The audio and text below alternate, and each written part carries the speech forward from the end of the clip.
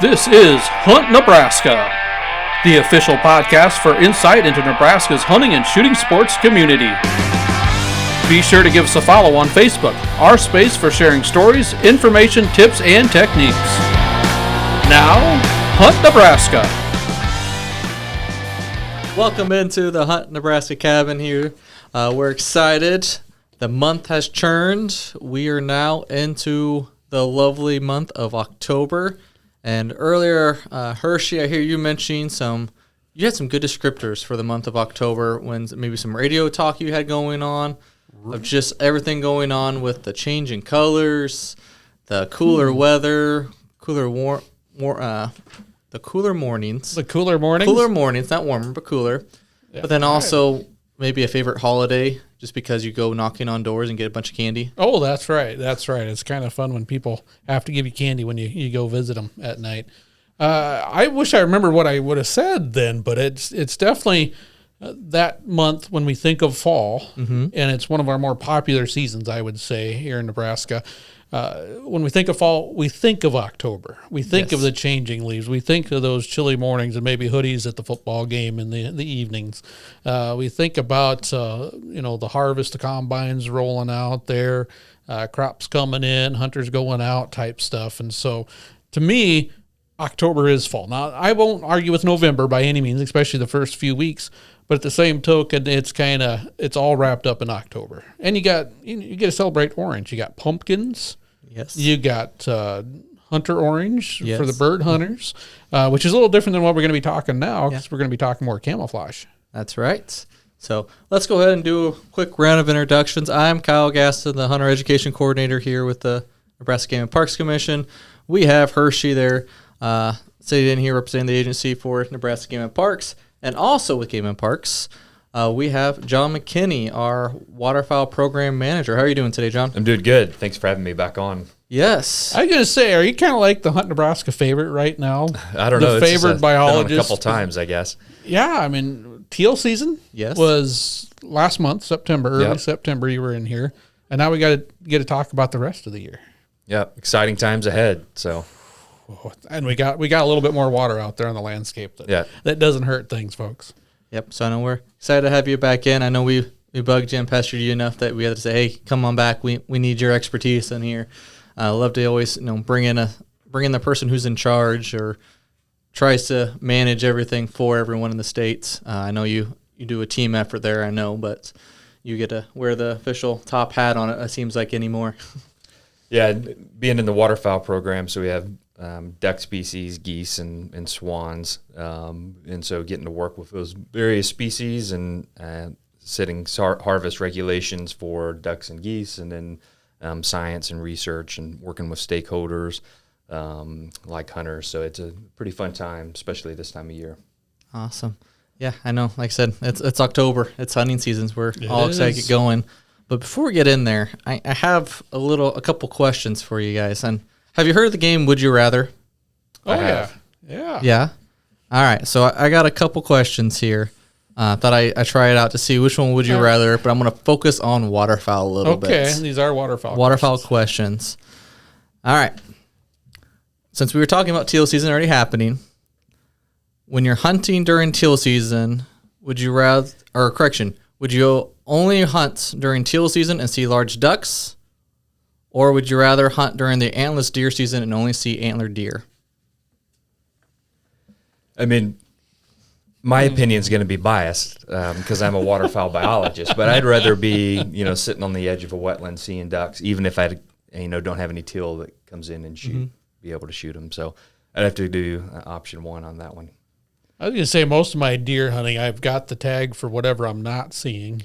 So, let's stay with the waterfowl theme. And it is kind of cool. That's one of the things I love about our early teal season is that you do get to see some of those early season mallards and maybe some pintails or wood ducks or what have you buzzing around. And I feel like, all right, if they're around here, the teal aren't too far away. Yeah, in Nebraska, we produce ducks here as well, more so than some other states out through the sandhills. And so you've got a lot of local birds that are starting to move around as well. That's cool.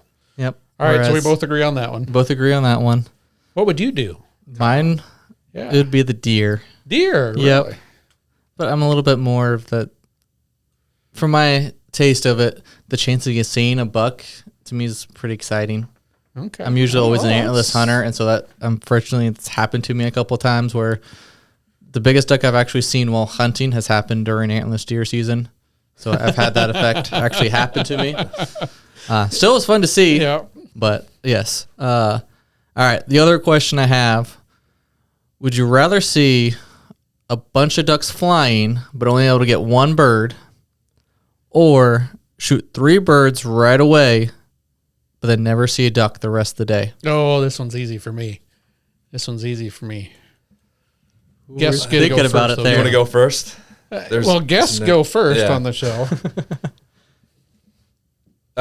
I think I'd rather get my 3. I love seeing the ducks too, but especially starting the season, my freezer's out of duck meat, and I think I'll take my 3 and have dinner that night. So There you go.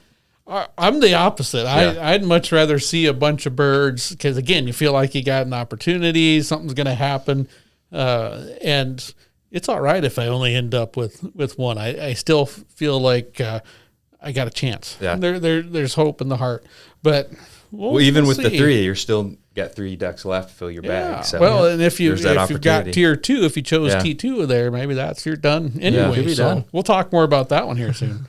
Yep. And I'd get the one duck and then keep seeing them flying. The way my hunting season has gone so far, I think I need to spend more time on the range ahead of time. Yeah, I've done some shooting, but maybe not a whole lot of harvesting so far. And that's kind of the story a little bit about my teal season. I was only able to get out once, and so, but yeah, there was just no one shot at some distance birds there, and then grouse season kind of is that same story of I'm surprised I missed on that shot, and my dog is even more surprised. I'm 1 for 1 for 1. I don't know about you, John, but I harvested 4, probably 4 for 6, I think. well, that's not So too bad. yeah, not bad. I've shot 1 dove, 1 teal, 1 sharp-tailed grouse. Nice. Yeah. I just need to go deer hunting to see if it continues up the chain or not. Continue up. Next week, now that fall turkey season's open, I'm headed out next week out west to try my luck with 1 turkey. Yes. So yeah, you're just gonna go 1 for 1 all season. See if that continues on? Maybe. So maybe that's part of it. 1 duck after seeing a whole bunch might be okay. Might be my MO. So very good. And so so you said you got a teal this year, correct? I did get a teal. It wasn't the only one I shot at. I didn't say that. By was it the first one you shot at? It was it was the first one, the first shot, and I'm thinking this is good. And then the second teal came by, but there saw some teal. Didn't see a lot. I know some people did. Yeah. Looking at some of the photos online and hearing some of the stories from folks I know, find water, find life. And at that time of year, shallow water means teal. Yep. They're coming through. It's just if they came through in numbers. We had some water too.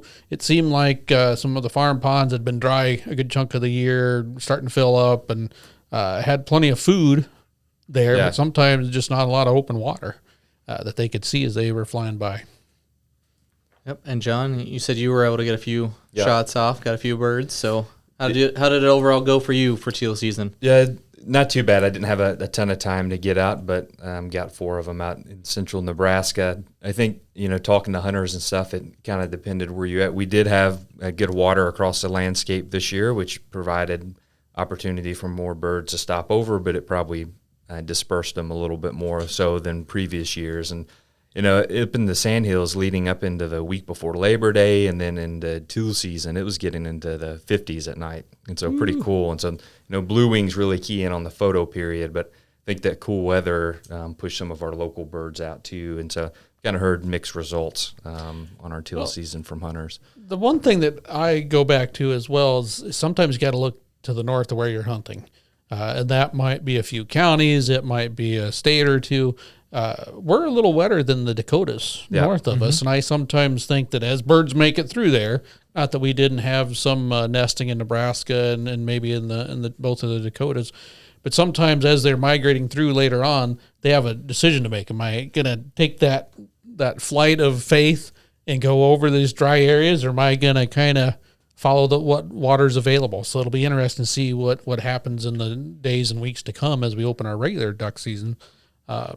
If the dry Dakotas hurt or has any impact on us at all. Yeah, just within the last week, though, I think they're getting a little bit more rain. Are they? But the sandhills have been a little dry here recently. But overall, we had a lot of a good late summer rain this year. So. Good. Awesome. So overall, as you can tell, we're all talking about ducks, waterfowl season coming up. Hershey, I see you have a guide there. So I might play. Yeah, I found this on my chair. Yeah. I didn't know I was supposed to study before I got here. You were studying beforehand. Maybe you weren't studying the waterfowl page, but you were studying something out of there earlier. I saw you digging through. But I was going to bug you here a little bit. Okay. Do I get to use the guide? You get to use the guide. Okay. Because everybody should, before their season, always pick up our waterfowl guide, see what changes, what's all going on. Page 36. Page 36. What's on page 36? That's what has the hunter education requirements. Well, that is extremely important there, 36, 37. That wasn't the question? I was getting to that question. That was one of the next questions. Oh, we can start see, with that I'm one. an overachiever. I was getting ahead. Mm-hmm. But no, we're talking with the first of the month here. Let's talk about what seasons are actually opening up. And there's even a couple that already opened up a little for last weekend for a short period of time as well. Are we talking waterfowl only, or are we talking? Waterfowl only. We're focusing on waterfowl right here. I might have to pick on John to do it here. I think he might beat you to the page. Well, he knows what pages he wrote Page 16 there. There we go. Flipping. All right. As Hershey's working his way through the guide here, John, why don't you tell us what's the season openers coming up here? Yeah, so Zone 2 is going to be opening here. It's October 4th when that opens, and that covers much of the sandhills and then the rainwater basin area of Nebraska. We've already had the youth and veteran season for Zone 2 opened. And so that provides opportunity for our youth and then either active or retired veterans and military personnel. And so those are kicking off. And then we have our North Central Dark Goose unit, which will be opening on October the 4th as well. Again, that's much of the sandhills and then kind of northeastern Nebraska there. That is the 4th a Saturday? The 4th is a Saturday. Yep. Okay. So, all right. And then now I'm testing my knowledge here a little bit. How long has that veteran season been going on? Because we've had the youth for quite some time, but veteran seems relatively new. Yeah, so last season was the first time we offered it here in Nebraska. It was only made possible for states to offer a few years ago. And so it's something that we were looking forward to offering and glad we were able to do that. And where it coincides with youth season, we don't have to take 2 days away from the regular duck season. Nice. And talking about that, we've got youth and waterfowl season, veteran and active duty military season again this Saturday, October 4th, in Zone 1. Where's Zone 1? That's way up north, isn't it? Yeah, that's along the Niobrara River and portion of the Missouri River there. And that's another, we'll lead into, go on a tangent here in a little bit. A big project you've been working on that's a multi-year project has been these zones and maybe some rezoning going on. And I know you may be talking about some future meetings coming up to kind of finalize some of the potential decisions being made here. So how's that process overall going on? Because I think we kind of concluded some of the public comment and that stuff. Yeah, so in 2024, well, I guess to back up, we can only alter our duck zones every 5 years. And so the service allows that. If states were changing them up every year, it'd be hard to gauge what kind of impact it might have on harvest. And so every 5 years, states are allowed to change their duck zones. You can only have a maximum of 4 zones, and if you have 4 zones, you're not allowed to offer a split. So under our current configuration, we're not allowed to offer a split. And so in fall of 2024, we sought input on our current duck zone and dark goose unit boundaries, and we received the most input we've ever received, and then we turned around and surveyed hunters based off that input we received to see which ones they preferred, if any at all. That was done back in the spring and late winter. And then our commission voted at the June commission meeting to finalize our new zones and dark goose units for the 2026 season. So this doesn't affect our current zones and units. But starting next year, hunters will see 3 zones across the state instead of 4. And so our current zone 1 up along the Niobrara River in Missouri River there we'll be getting away with that zone. It'll be absorbed by Zone 2. And now that we'll only have 3 zones, we're looking at possibly offering a split in our duck season. And so that's a period of time where we can close the season for a certain duration and then open it back up to allow for to either extend the season on the front end or the back end, and then to allow some alleviation of pressure on ducks during the season. And so here in this fall, hopefully November, we're going to be sending out a hunter season date preference survey. Okay. So it's really important that hunters respond to that survey, and we're going to be asking questions about their preferences for actual season dates, not zone boundaries, since that process is wrapped up. And there will be some questions in there about preference for a split in the zone in which they hunt, in the duration of that split as well. So that's awesome. That's cool to hear some upcoming changes for the 2026 season, the year from now. But with that that decision, I mean, you take a lot of public input. So how, I don't know if you could put a percentage to it, and maybe I'm doing more of a radio question there of, how much is influenced by the public perception versus, what you have for science and other backings for it. I mean, how much is this driven by the public and the hunters themselves? Yeah, it's really important that we understand hunter preferences. So when we set our season recommendations, it's based off several different things. One is harvest, and so we get this through banding data and then through harvest surveys that the federal government sends out. So we can get a chronology of harvest, and we can tie that down to a zone. Then we look at migration chronology the best we can. We can get an inference for that using eBird data and predictive models to see when they're in the state. And then we look at participation. So the federal government also sends out some surveys, and we can actually look at when hunters are saying they're actually going hunting. That helps us set seasons. But then a big component of that is this hunter preference survey of hunters telling us when do they want to go waterfowl hunting. And obviously that can vary a lot between hunters. A lot of it depends on what kind of habitat you're hunting. Right. It comes back to values of the hunter. Some hunters just really want to hunt mallards, and other hunters want to hunt kind of a wider variety of dabbling ducks, and there's differences in migration chronologies between those species and species groups. But hunter input is very important to what we do. So always good to make sure to be watching your emails or sometimes your mailers too for any of those hunter preference surveys. I know it helps shapes exactly what we do. I know the agency loves all input we can get on how we can do better and work forward. And this is one of the best ways hunters, especially waterfowl hunters, can get their input heard and hopefully make changes that meets their preferences when it matches up with the science. Yeah, absolutely. So very good. All right. Now we'll jump back into this current hunting season. Now that I went on my tangent about upcoming stuff, because I was excited to hear about what was in the works. But for those who are going out hunting, we should probably hit some of the requirements of what people need to have before they go out hunting, just to make sure that they're all law-abiding. Because waterfowl hunting is one of those that when I was a CO, I always had to do a quick double check before the season start to make sure I asked for all the right stuff ahead of time, because it's not just the one and go. Typical buy a permit and go. There is a few other ones to get to make sure you're all legal to go. So what all do we need before you take off here, John? Yeah, you're going to need a small game permit, and you can get all these through our permit system on our website. You're going to need a habitat stamp and state waterfowl stamp. You're going to need a HIP number, which is free to go onto our website and register for that. And then you're going to need a federal duck stamp. And you can get that through our permit system on our website, and there are still some post offices where you can go and buy that as well. A little bit of a change, man.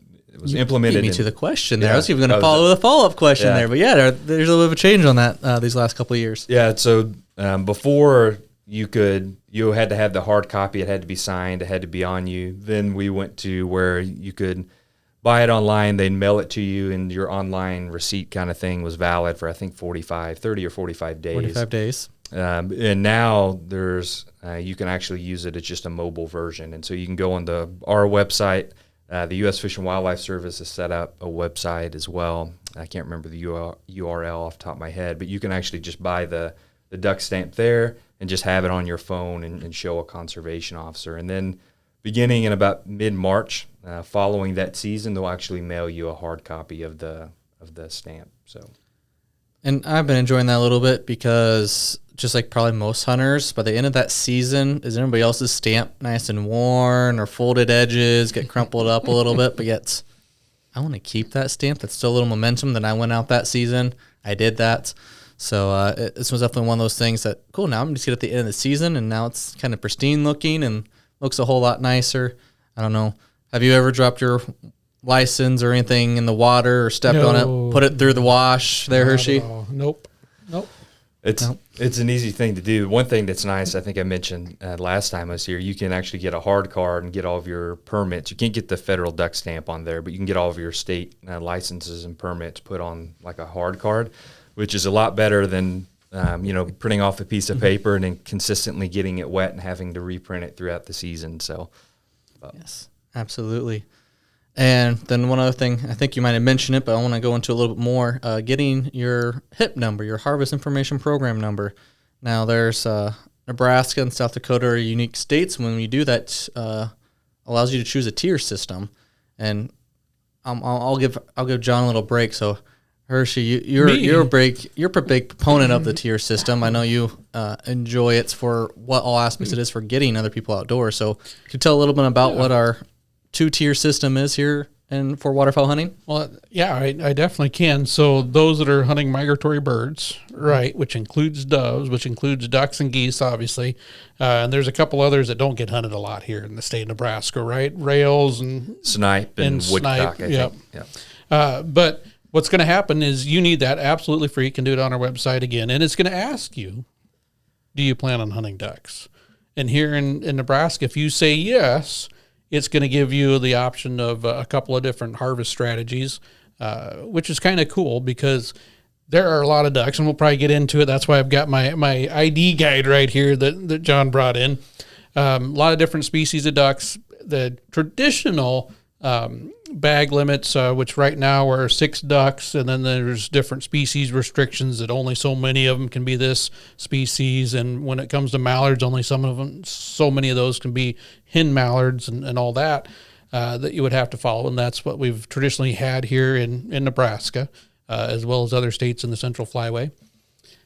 Or Yep. you can go with the second option, the experimental option that South Dakota and Nebraska we've had now. This was the 4th year. Correct, yeah. Where it is 3 ducks. And then all 3 of those ducks can be any species of ducks, which is kind of unique because, as we've found out, one of the things that a lot of hunters have told us, those that were thinking about getting into waterfowl hunting as well as those within, is that duck identification can kind of be a challenge. If the conditions are right and you've got some really colorful drakes out there, it can be kind of easy if all you're seeing are mallards and pintails and things like that. But it's a little bit more difficult when you're one of our mid-latitude states where some of those birds coming through are just brown. They're still coming out of that summer plumage, that eclipse plumage. And then you got all the hens in there.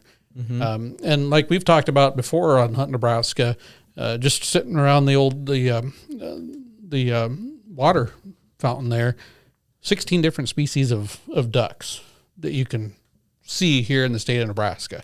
And to know not just the species, but also male, female at that time can be kind of tricky. And there's some diving ducks that we see in some of our bigger waters that even in hand can be kind of tricky, much less when they're decoying down to you and the sun's behind them or something along those lines. So it was originally meant for those getting into it. We thought it would help a few of the newer hunters get rid of that, because nobody wants to break the rules, right? I mean, no one wants to break not just Nebraska regulations, but federal regulations on top of it. So give them an opportunity to kind of learn as they went along.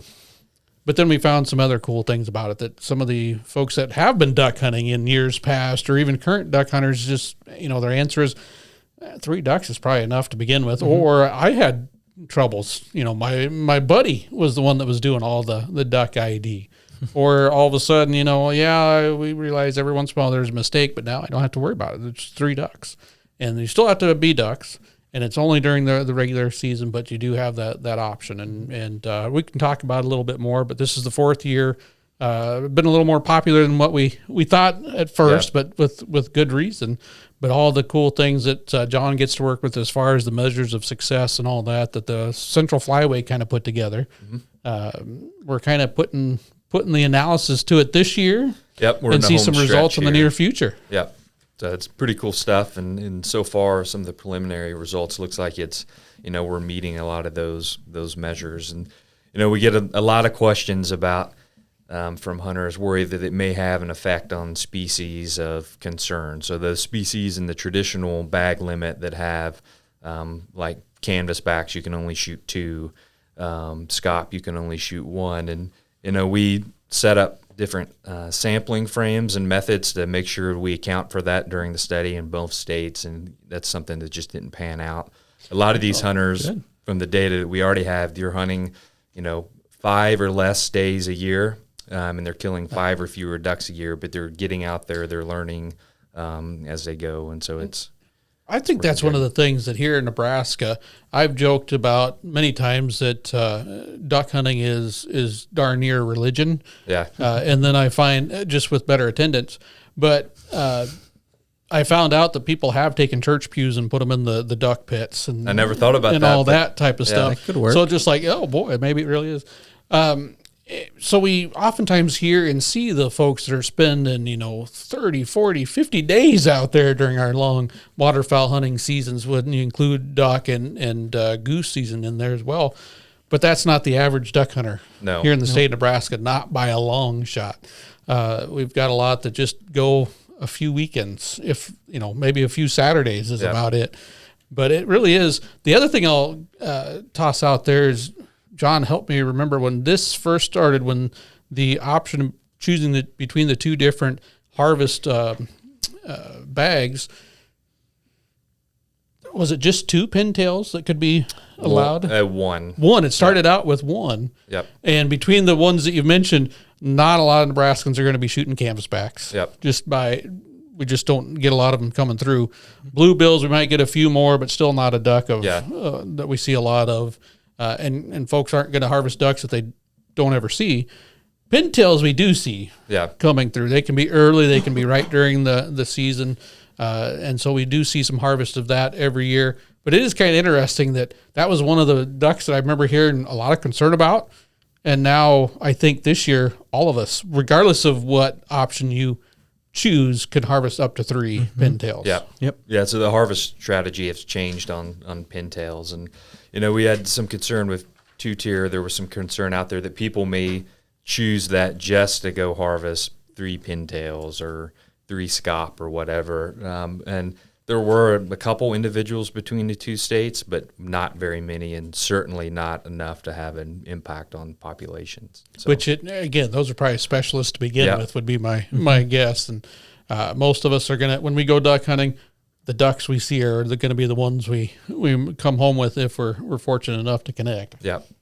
So that's kind of neat to see that sometimes habitat and the weather conditions and all that play into it just as much as what the hunter harvest does. Yeah. That's great. And so if anybody wants to get more knowledge on where our zones are or where our tier systems are, what's the best spot to send them to so they can get something a little more in depth? Yeah, you can look in our small game guide, which we have here. It's on our website, and you can pick it up at most stores as well.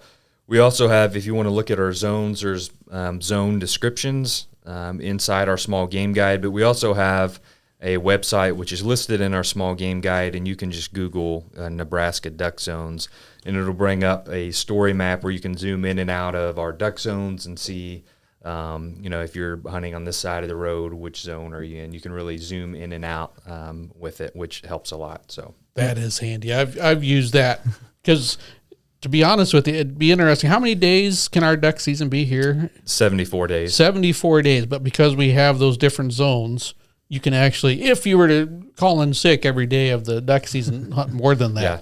If you were really dedicated by, okay, I'm going to go out here to this zone because it's opening on October 4th, and then I'm going to keep going.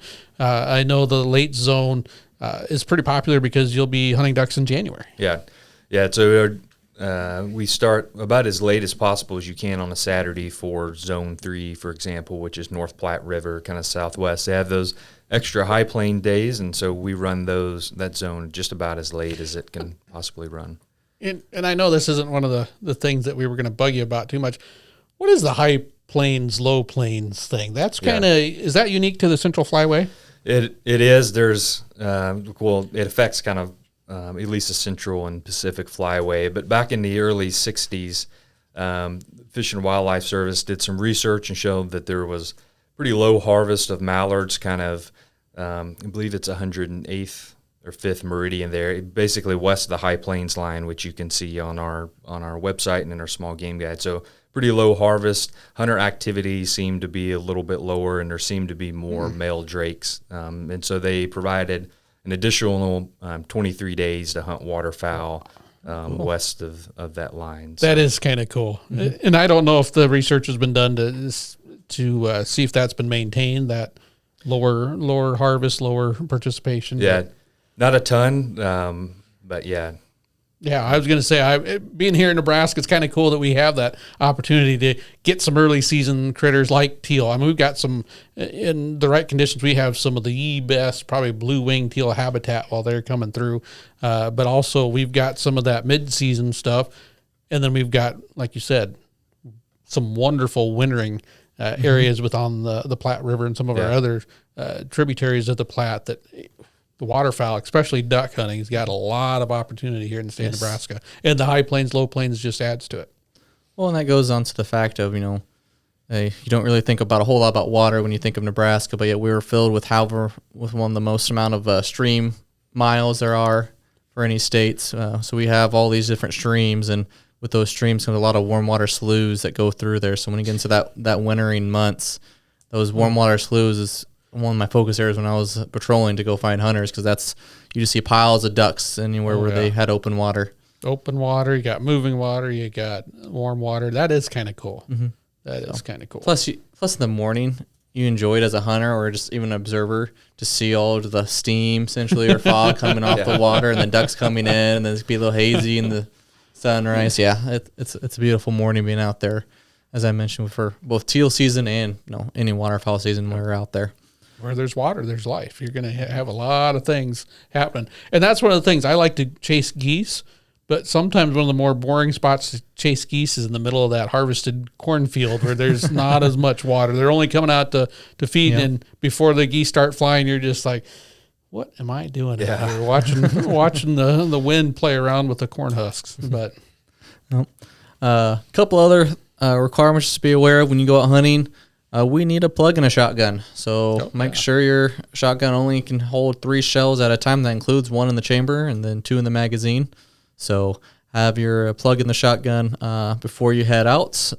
The other aspect, too, is waterfowl hunting requires you to go non-toxic or lead-free shotgun shells. So make sure you're shooting your steel shot or your bismuth or tungsten or whatever it is. Steel's by far the most common. Yes. By a long shot. Now, I'm a little bit... I've been dabbling with the bismuth. That stuff was fun. It was nice having that back and going a little bit different with choke tube constrictions and a smaller pellet and all that type of stuff.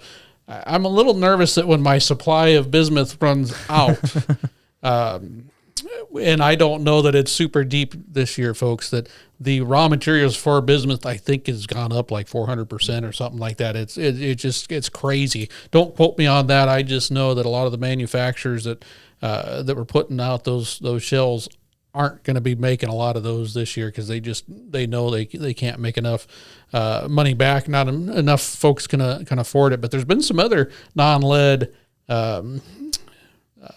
options out there. Turkey hunter's been using that super shot TSS, that tungsten. I don't know what the raw materials. I assume those have gotten a little bit more expensive as well. But I might be making the switch back to steel for some of that type of stuff. We'll see.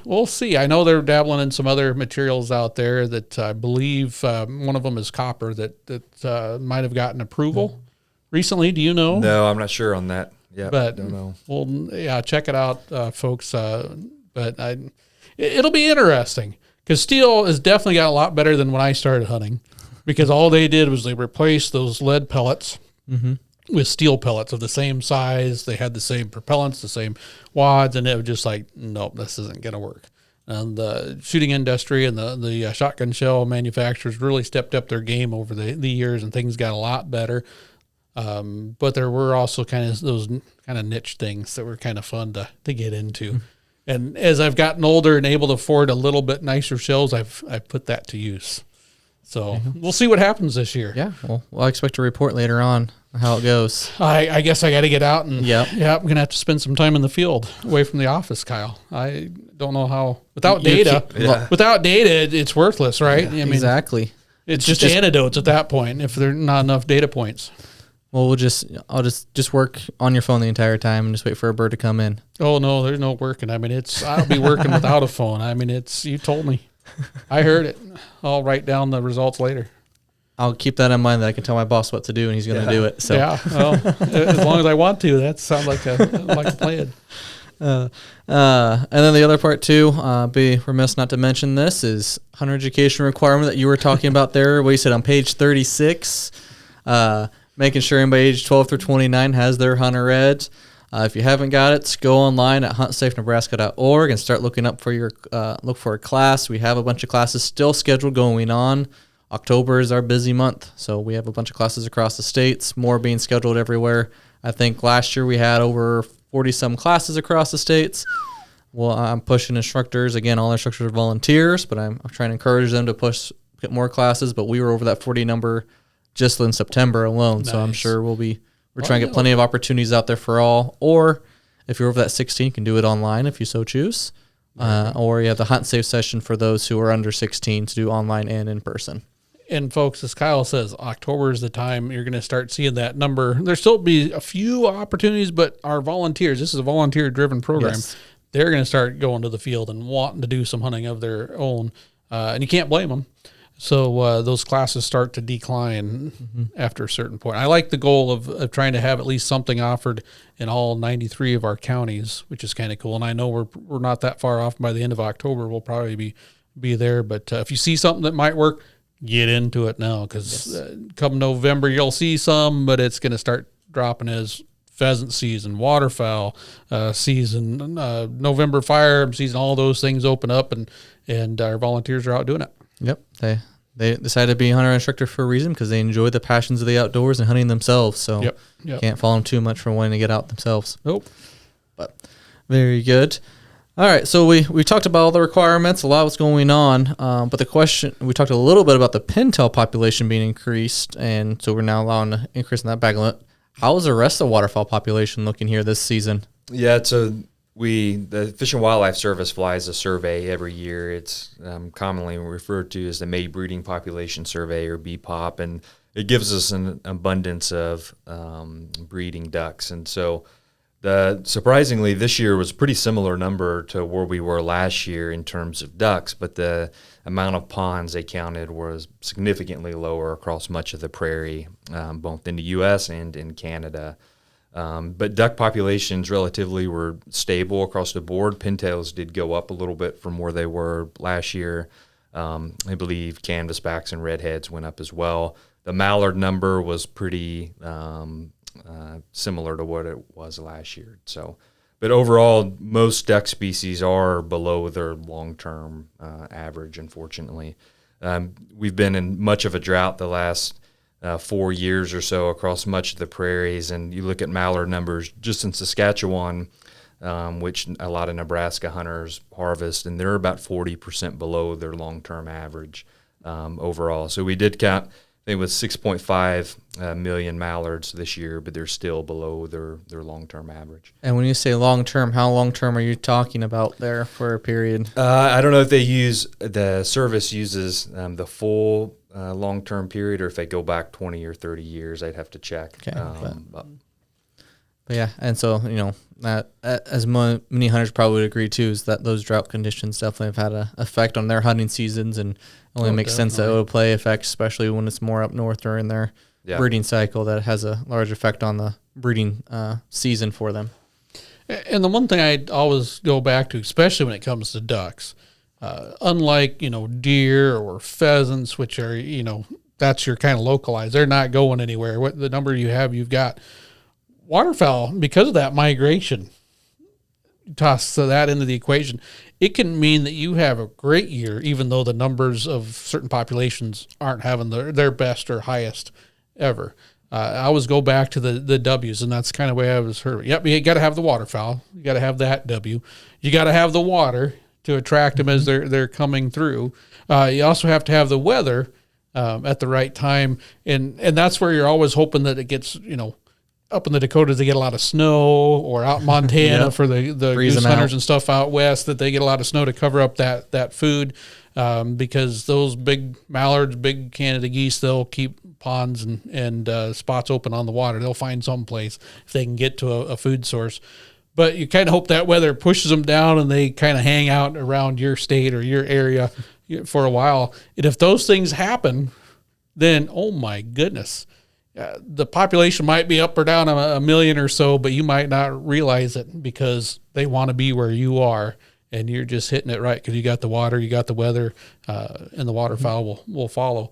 But it is one of those things that we do keep track of that, because in your job, that's important, because you got to figure out, all right, here's some of the things that are going to be happening in population trends, and which might lead to some other discoveries. But as a hunter, it's kind of, all right, that's one piece of the puzzle, but that's not the entire piece of the puzzle. Yeah.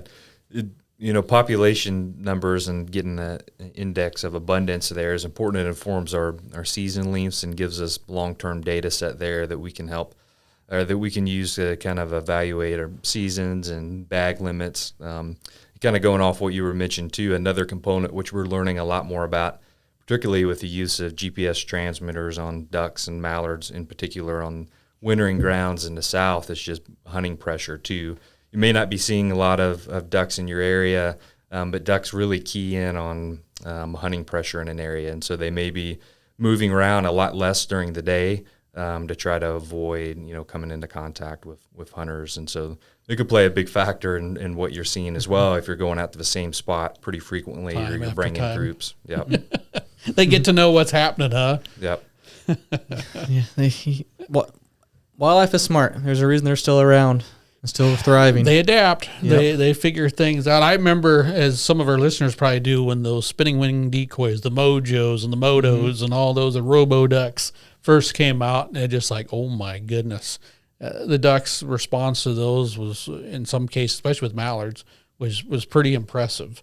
And now it's kind of, you're hearing more and more folks thinking or saying, I don't use it all the time. Yeah. Back then it was just like, if you could afford it, you put it out there, because, and before the state outlaws it here or there and all that. And now it's kind of like, if someone else is using it, I'm not going to put mine out because I don't need to. The ducks have figured out something. I'm not going to say they're not susceptible to it still at times, but it's not quite the same tool that it once was. They learn and adapt. They do. They make a living staying alive. Yep. So very good. And then I guess here's a couple questions I have for helping out, particularly new hunters when they get out there. What's some advice or tips or tricks or a resource you would encourage some new hunters who want to get into waterfowl hunting to pick up, do, practice ahead of time before their first hunts? Yeah. Everyone thinks you have to learn how to blow a call before you go out and waterfowl hunting. And in a lot of places, especially if you pattern them and you know where they're at and stuff, you don't even need to use a call. You could just get a, affordable half dozen decoys or whatever, go out there and, make sure you're brushed up pretty good and try to harvest some ducks. There's a lot of extensive resources on YouTube now that's available to everybody where you can learn your duck ID and duck behavior, and try to help with that, to know how to play the wind with waterfowl, maybe some decoy setup and stuff like that. But a lot of times I think, especially in an age where everything's got to be on social media, everything seems complicated. Yes. And really, it doesn't have to be so complicated as sometimes we make it out to be. But there's numerous resources online, and there's, someone who's wanting to get into waterfowl hunting can reach out to their state agency as well, and we can try to point them in the right direction and help them as well. And then, duck ID, It was important, but, like a state with Nebraska, we have a 2-tier option where you can choose tier 2 that will allow you to get out in the field and practice seeing ducks come in on flight, because it's big difference of, watching a YouTube video of a duck flying in to when you're actually standing out there into March in low light conditions, like you mentioned earlier. Earlier in the season, you've got a bunch of ducks coming in. So and your heart pounding and excitement building and all that. So, yeah.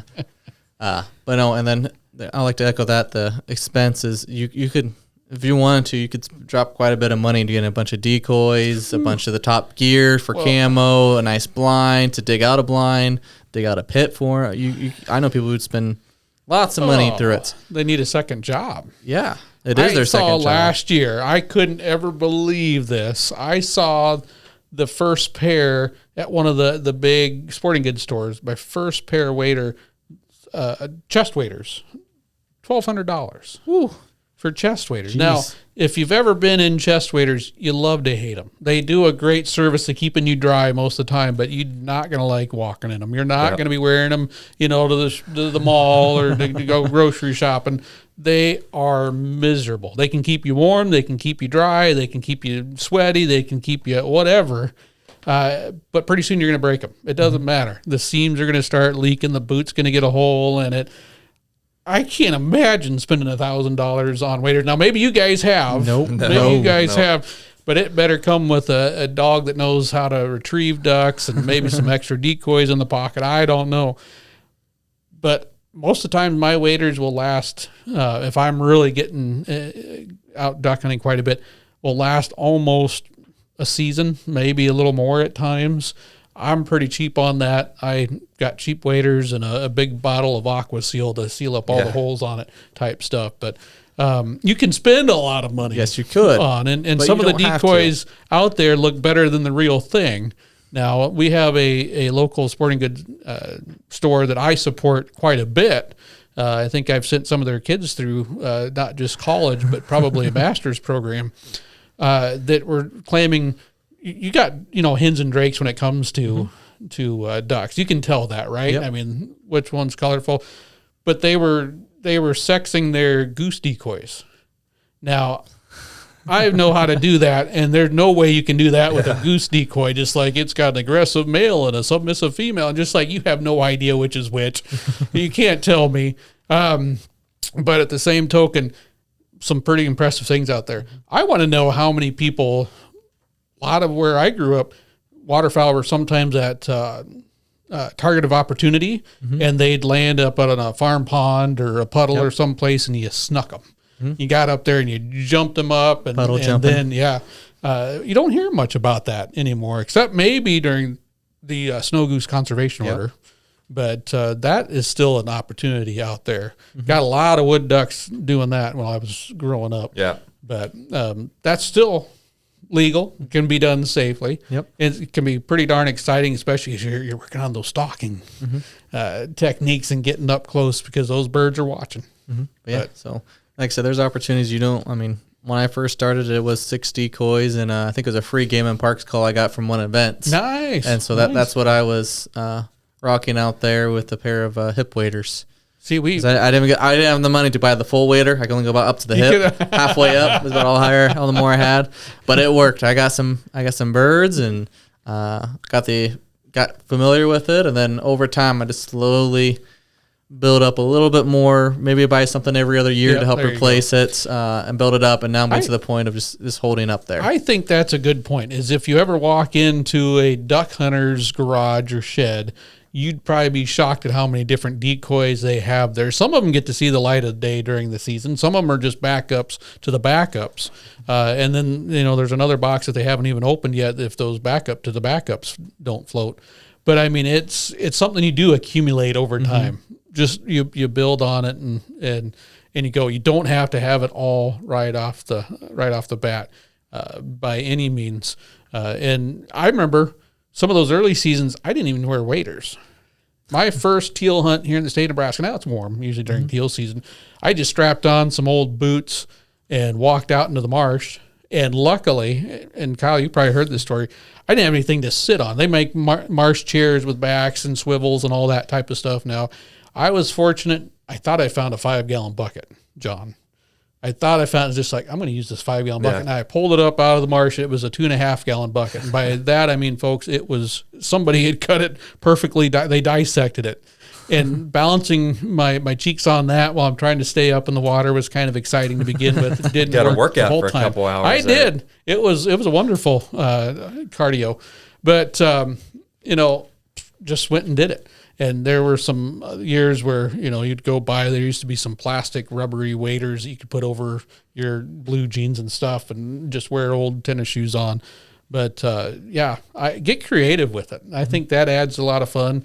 Yep, I love to decoy ducks and geese. Just kind of cool watching them. You've tricked them. They're coming in. But let that build. If you got a chance to do some jump shooting, try it.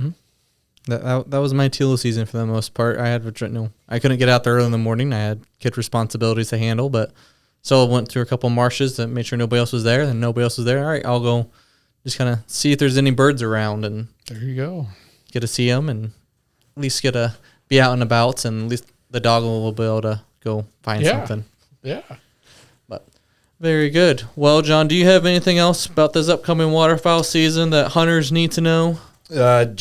We briefly mentioned it there, but this year in Nebraska, you will be able to shoot 3 pintails per day instead of the 1. And so that's really the big change affecting our waterfowl seasons this year. So very good. And hopes for more rain. We'll take a little bit more rain here in Nebraska this fall, folks.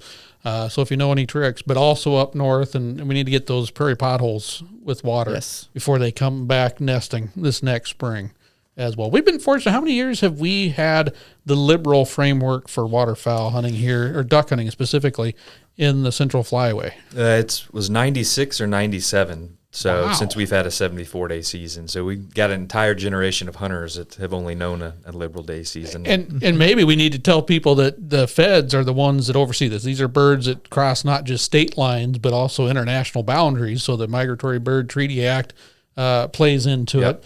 And so the U.S. Fish and Wildlife Service gives us framework that the game and parks here in Nebraska is able to work within.